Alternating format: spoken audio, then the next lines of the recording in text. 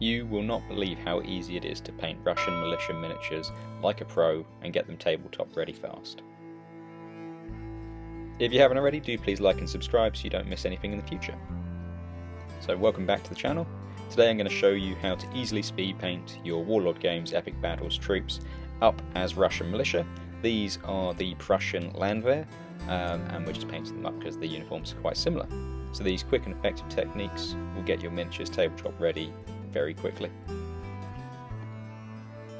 So I started off with a base coat of black just to give it its foundation. A good base coat makes the whole job a lot easier, so definitely worth not skipping that level. For most of the uniforms we're using uniform grey from from Army Painter, my mistake. There are a few different varieties, let's put it that way, of Russian militia. Some of them, I guess you could say at the start, had slightly more formalised uniforms.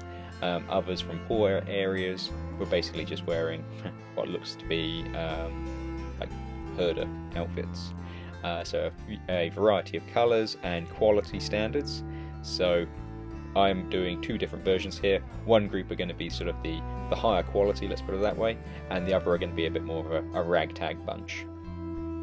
So as you can see, the ones on the left, they're all going to be uniform. The ones on the right are going to be a few different colours and different quality. All of the pictures that have been cut in amongst this video of the militia, they're the ones that I've taken the inspiration from. So you'll be able to see different pieces from them, the different striping down the trousers, colours on their caps, etc.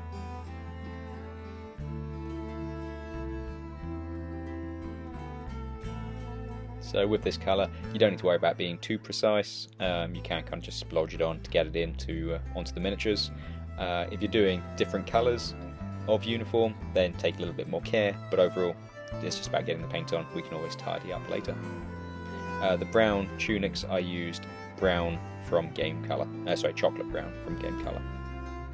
So the next step, we're doing the muskets, so that's Game Colour leather brown. You could, if you wanted to spend a bit of extra time on them, chop out the muskets and replace them with spears, because there were Russian militia units who just had spears or pikes, depending on how far you want to go with your conversions.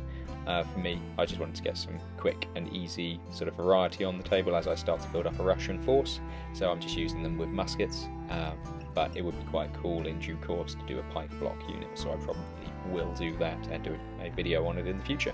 Let me know down below if you'd be keen on that.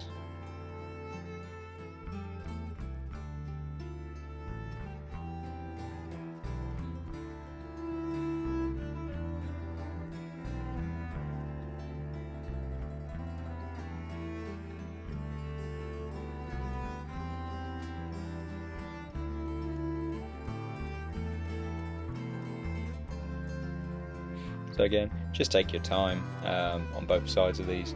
I've used a fine detail brush just because you don't want to be splodging brown over the uniforms that you've already done. But with the technique that I use, I start off with obviously the bigger colours and then go to the smaller ones, then we're going to do a wash, and then we're going to re-highlight at the end using the same colours as the beginning. So there will always be the chance and the opportunity to go back and correct errors. Ultimately, for me, it's about getting the troops on the table fast, so speed and quality, and finding that right happy middle ground in between.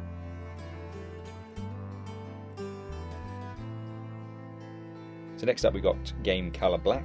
This is a slightly glossy black, which works quite nicely, especially on leather work. So we're using this here for all of the cross belts and the strapping that they have.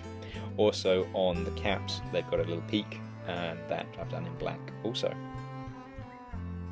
For this, do take time, do support your wrist as you're painting, just because you don't want, because you do want these lines to be as smart as possible.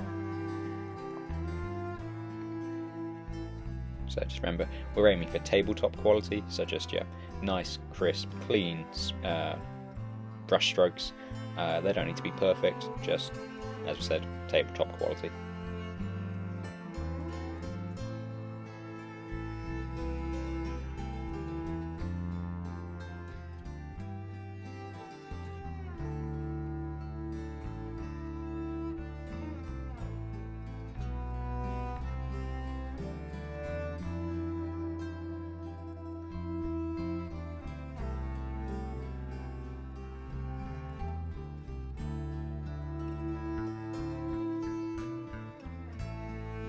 I don't have any footage for this, but all of the musket barrels, the bayonets, and just metalwork like the axe heads, I've used silver from Game Colour. And then we get round to doing the skin, and so we're using flat flesh from Tamiya Colour.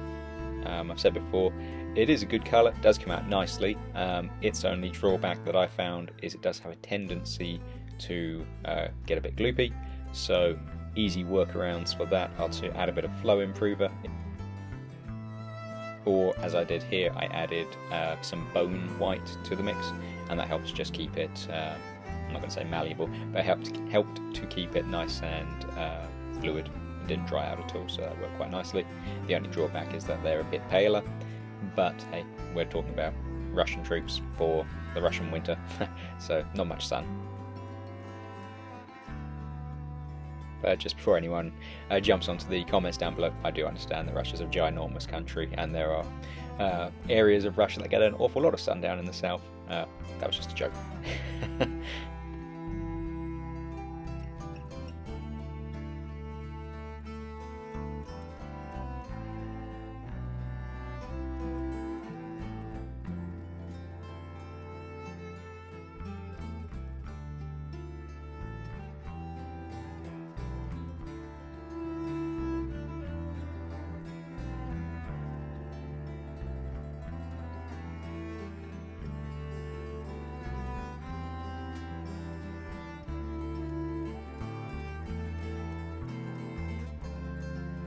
So next up, you can see a lot of them, they have their greatcoats or blankets wrapped across their chests.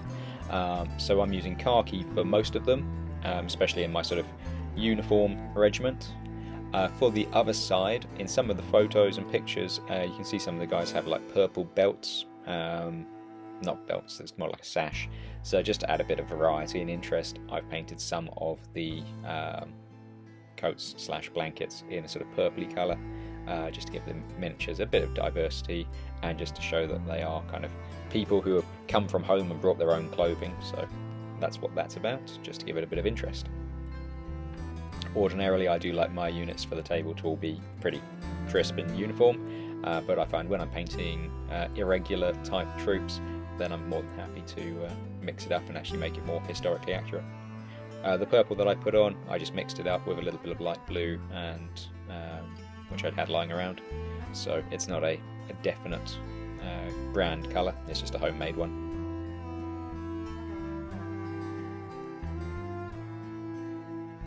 And you can see some red as well. So at this stage it's time to add that depth to the miniatures that we're going to need later on. So we're using a dark brown wash. I have made a video on how I make my wash, it's not a store-bought one, it's all homemade. But yeah, I just make that up and then douse the miniatures in it. It's about, off the top of my head, I think this was about 2 parts brown to 1 part black, and then just watered down heavily with flow improver and matte medium. Then yeah, I just splash it all over them, and it really gives them a nice depth that we can then go back over in the next stage when we start picking out and highlighting.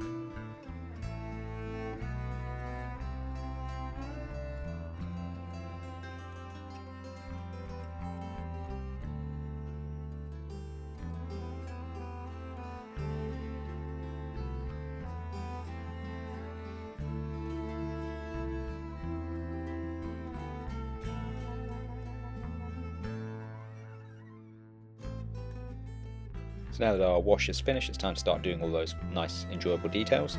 So we're starting off with Game Colour Bright Bronze, and we're using this on the cap badges and the buckles on their uniforms. Again, they might not necessarily have all used bronze, especially the poorer troops and militia who were sort of equipping themselves, but I think it looks smart, and again, some of the photos do show brass work, so that's what I've gone from. And when I say photos, I mean the painting pictures. But I always find at this stage the models really start to come alive when you start putting the details in, so it's always quite an enjoyable, fun stage for me. Also, a piece that I didn't show, you can see it on their trousers.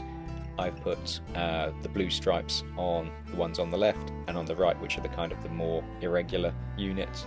In one of the pictures you can see the guys with the grey jackets have a red stripe down their trousers, so I've done that also. So here we're going to do the hair, beards, etc. You could do them all different colours, but just for ease, I'm just using leather brown to go over their hair, their beards, and just to touch up areas like on the back rank, they've got handles to their axes, so we're just picking those out.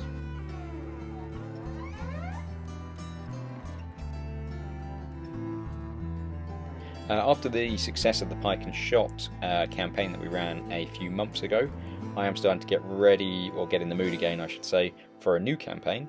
So do please start leaving some suggestions down below as to what sort of period you want next.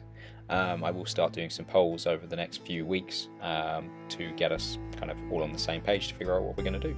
But I'm looking forward to it because last time was a lot of fun, and thank you guys for all getting involved, so I hope this one will be even better. Next, we're just going to go over those the cap brims one last time using game colour black. As I said, it's a bit of a gloss, so it does stand out nicely when you go over any leather work with it. But just use your fine detail brush here and be careful, because the last thing you want to do at this stage is put black onto colours that are already done.